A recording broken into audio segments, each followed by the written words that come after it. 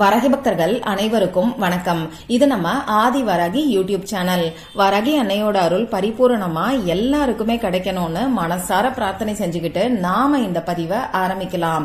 இன்னைக்கு பிப்ரவரி மாசம் 7ஆம் தேதி புதன்கிழமை, தேய்பிறை திரையோதசி திதி, அதாவது பிரதோஷம். இப்படிப்பட்ட அற்புதமான நாள்ல இப்ப நான் சொல்ல போற வார்த்தைய 27 முறை மட்டும் நீங்க எழுதினாலே போதும்.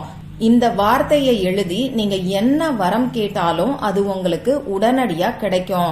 எவ்வளவு பணம் கேட்டாலும் அது அடுத்த நொடியே உங்களுக்கு கிடைக்கும். நீண்ட நாட்களா நிறைவேறாத வேண்டுதல்கள் கூட உடனடியா நிறைவேறும். இது என்ன வார்த்தை? இந்த வார்த்தைய யாரெல்லாம் எழுதலாம், எந்த டைம்ல எழுதணும்னு இப்ப நான் உங்களுக்கு சொல்றேன். இன்னைக்கு நமக்கு திரையோதசி திதி இருக்கு. இந்த திரையோதசி திதி பாத்தீங்கன்னா காலையில 11 மணி 19 நிமிடங்களுக்கு தான் நமக்கு ஆரம்பமாகுது. நாளைக்கு காலையில 9 மணி 45 நிமிடங்கள் வரைக்கும் இந்த திரையோதசி திதி நமக்கு இருக்கு.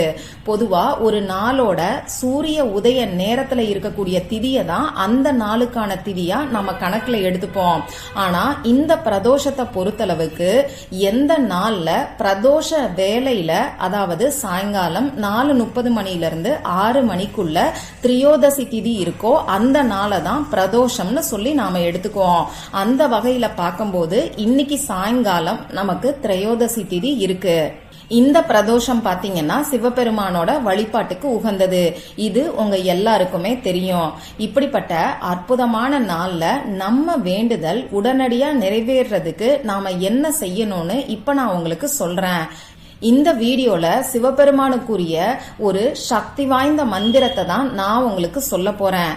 இந்த மந்திரத்தை எழுதி நாம என்ன வரம் கேட்டாலும் அது உடனே நமக்கு கிடைக்கும். அந்த அளவுக்கு சக்தி வாய்ந்த மந்திரத்தை தான் இப்ப நான் உங்களுக்கு சொல்ல போறேன். இப்போ நம்ம வீட்ல பூஜை அறையில இருந்து செய்ய வேண்டிய ஒரு எளிமையான வழிபாடை பத்தி தான் நாம பார்க்க போறோம். ஆண்கள் பெண்கள் யார் வேணாலும் செய்யலாம். பிறப்பு தீட்டு இறப்பு தீட்டு இருக்கிறவங்க செய்யக்கூடாது. பெண்களுக்கு மாதவிடாய் சமயமா இருந்தா இந்த வழிபாடை செய்யக்கூடாது. அசைவம் சாப்பிட்டதுக்கு அப்புறமா இந்த வழிபாடை செய்யக்கூடாது. தலைக்கு குளிச்சுட்டு தான் இந்த வழிபாடை செய்யணும்னு எந்த ஒரு அவசியமும் கிடையாது. சாதாரணமா எப்பயும் போல நீங்க குளிச்சுட்டு அதுக்கப்புறமா இந்த வழிபாடை செய்யலாம். இன்னைக்கு இந்த வழிபாடை செய்ய முடியாதவங்க வேற எப்பெல்லாம் செய்யலாம்னு பாத்தீங்கன்னா, ஒவ்வொரு மாசமும் வரக்கூடிய பிரதோஷ நாள்ல இந்த வழிபாடை நீங்க செய்யலாம். அது மட்டும் இல்லாம சிவராத்திரி இருக்கக்கூடிய நாள்ல கூட இந்த வழிபாடை நீங்க செய்யலாம். அந்த வகையில பார்க்கும்போது நாளைக்கு நமக்கு சிவராத்திரி இருக்கு. அதனால நாளைக்கு கூட இந்த வழிபாடை செய்யலாம். அதே மாதிரி ஒவ்வொரு மாசமும் வரக்கூடிய பிரதோஷம் மற்றும் சிவராத்திரி வரக்கூடிய நாட்கள்ல இந்த வழிபாடை செய்யணுமான்னு கேட்டீங்கன்னா அது அப்படி கிடையாது. இன்னைக்கு ஒரு நாள் மட்டும் நீங்க செய்யுங்க. அப்படி இல்லைன்னா ஏதாவது ஒரு பிரதோஷ நாள், அப்படி இல்லைன்னா சிவராத்திரி நாள்ல ஒரு முறை மட்டும் நீங்க செஞ்சாலே போதும். நிச்சயமா கை மேல உங்களுக்கு பலன்கள் கிடைக்கும். இப்போ இந்த வழிபாடை இன்னைக்கு எந்த நேரத்துல செய்யணும்னு பாத்தீங்கன்னா பிரதோஷ காலத்துல தான் செய்யணும். சாயங்காலம் 4:30 மணிலிருந்து 6 மணிக்குள்ள இருக்கக்கூடிய இடைப்பட்ட நேரத்தை தான் நாம பிரதோஷ காலம்னு சொல்லுவோம். இந்த நேரத்துல இந்த வழிபாடை செய்யறது நமக்கு நல்ல பலன்களை கொடுக்கும். இந்த பிரதோஷ காலத்துல அனைத்து தெய்வங்களும் சிவபெருமானுக்கு நடக்கக்கூடிய அபிஷேகங்களை கண்குளிர பார்க்கறதுக்காகவும் சிவபெருமானோட அருள் கிடைக்கிறதுக்காகவும் சிவன் கோவில்ல இருக்கிறதா சொல்லுவாங்க. அந்த வகையில இந்த பிரதோஷ காலத்துல நாம செய்யக்கூடிய எளிமையான வழிபாடுகளுக்கு அனைத்து தெய்வங்களோட பரிபூரணமான அருளும் நமக்கு கிடைக்கும். இப்படி இந்த 4:30 மணிலிருந்து 6 மணிக்குள்ள இருக்கக்கூடிய இடைப்பட்ட நேரத்தை உங்களால பயன்படுத்திக்க முடியலன்னா வேற எப்பெல்லாம் இப்ப நான் சொல்ல போற வார்த்தைய எழுதலான்னு பாத்தீங்கன்னா, இன்னைக்கு நைட்டு 9 மணிக்குள்ள நீங்க எப்ப வேணாலும் எழுதலாம். முடிஞ்ச அளவுக்கு இன்னைக்கு நைட்டு 9 மணிக்குள்ள எழுதுறதுக்கு பாருங்க. இப்போ தேவையான பொருட்கள் என்னன்னு நம்ம பார்க்கலாம். எப்பயும் சொல்ற மாதிரி ஒரு பேப்பர் நமக்கு தேவைப்படும். இந்த வழிபாட்டுக்கு நீங்க கோடு போட்ட பேப்பர், கோடு போடாத அன்ரூல்டு பேப்பர், இப்படி எதை வேணாலும் யூஸ் பண்ணிக்கலாம்.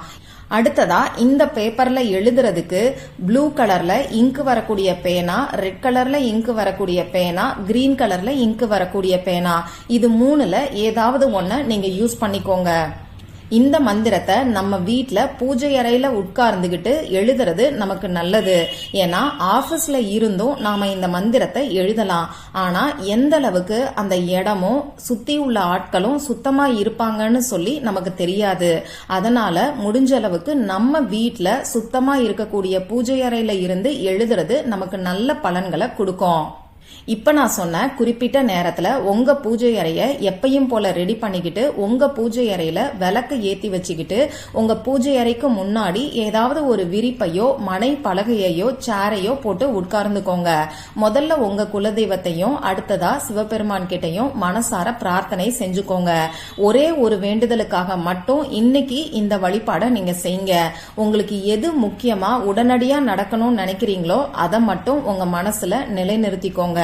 இப்போ உங்க வேண்டுதல் நடந்து முடிஞ்சிட்ட மாதிரி, அப்படி இல்லனா இப்ப நடந்துகிட்டு இருக்கிற மாதிரி நீங்க பாஸ்ட் டென்ஸ் அப்படி இல்லனா பிரசன்ட் டென்ஸ்ல எழுதிக்கோங்க. நேர்மறையான வார்த்தைகளை பயன்படுத்தி மட்டும் எழுதிக்கோங்க. இதுல கடன், அடகு வச்ச நகையை மீட்கணும், கஷ்டம், தடை, நோய் இந்த மாதிரியான வார்த்தைகளை பயன்படுத்தாதீங்க. நோய்கள் தீரணும்னு நினைக்கிறவங்க நான் ஆரோக்கியமாக இருக்கிறேன்னு சொல்லி எழுதிக்கோங்க. இந்த வழிபாடை நீங்க உங்களுக்காகவும் செய்யலாம், உங்க ஃபேமிலி மெம்பர்ஸ்க்காகவும் செய்யலாம். உங்க ஃபேமிலி மெம்பர்ஸ்க்காக செய்யறீங்கன்னா அவங்களோட பேரை எழுதி ஆரோக்கியமாக இருக்கிறார்கள் அப்படின்னு சொல்லி எழுதிக்கோங்க. கடன் பிரச்சனை இருக்கிறவங்க, அடகு வச்ச நகையை மீட்கணும்னு நினைக்கிறவங்க, கொடுத்த பணம் திரும்பி வரணும்னு நினைக்கிறவங்க, பணவரவு அதிகரித்து விட்டது அப்படின்னு சொல்லி எழுதினாலே போதும். உங்க வீட்ல யாரு சம்பாதிக்கக்கூடிய நபரோ அவங்க பேரை எழுதி அவங்களுக்கு பணவரவு அதிகரித்து விட்டது, பணம் 4 திசைகளில் இருந்தும் வந்து கொண்டு இருக்கிறது, இந்த மாதிரி நேர்மறையான வார்த்தைகளை நீங்க எழுதிக்கோங்க. திருமணம் நடக்கணும்னு நினைக்கிறவங்க யாருக்காக இந்த வேண்டுதலை வைக்கிறீங்களோ அவங்க பேரை எழுதி திருமணம் மிக சிறப்பாக மகிழ்ச்சியாக நடந்து முடிந்தது அப்படின்னு சொல்லி நீங்க எழுதிக்கலாம். இந்த மாதிரி உங்க மற்ற வேண்டுதல்களுக்கு நீங்க பார்த்து எழுதிக்கோங்க. இன்னைக்கு ஒரே ஒரு வேண்டுதலுக்காக மட்டும்தான் இந்த வழிபாடை நீங்க செய்யணும். இப்போ உங்க வேண்டுதல் எழுதி முடிச்சதுக்கு அப்புறமா இப்ப நான் ஸ்கிரீன்ல கொடுத்திருக்கக்கூடிய மந்திரத்தை நீங்க எழுதுங்க. இந்த மந்திரத்தை எழுதுறதுக்கு முன்னாடி அந்த பேப்பர்ல 1 2 3 4ன்னு சொல்லி 27 வரைக்கும் கவுண்டிங்காக நம்பரை நீங்க போட்டு வச்சுக்கோங்க. இப்படி 1ல இருந்து 27 வரைக்கும் நீங்க நம்பரை எழுதுனதுக்கு அப்புறமா இப்ப ஸ்கிரீன்ல கொடுத்திருக்கக்கூடிய மந்திரத்தை சொல்லிக்கிட்டே நீங்க எழுதுங்க. வாய் விட்டும் சொல்லலாம், மனசுக்குள்ளேயும் சொல்லலாம். அந்த மந்திரம் என்னன்னு இப்ப நான் உங்களுக்கு சொல்லி காமிக்கிறேன். ஓம் நமோ பகவதே ருத்ராய. ஓம் நமோ பகவதே ருத்ராய. ஓம் நமோ பகவதே ருத்ராய. இது சிவபெருமானுக்குரிய ரொம்ப ரொம்ப சக்தி வாய்ந்த மந்திரம்னே சொல்லலாம். இந்த மந்திரத்தை நாம சொல்லி என்ன வரம் கேட்டாலும் அது உடனடியா நமக்கு கிடைக்கும்.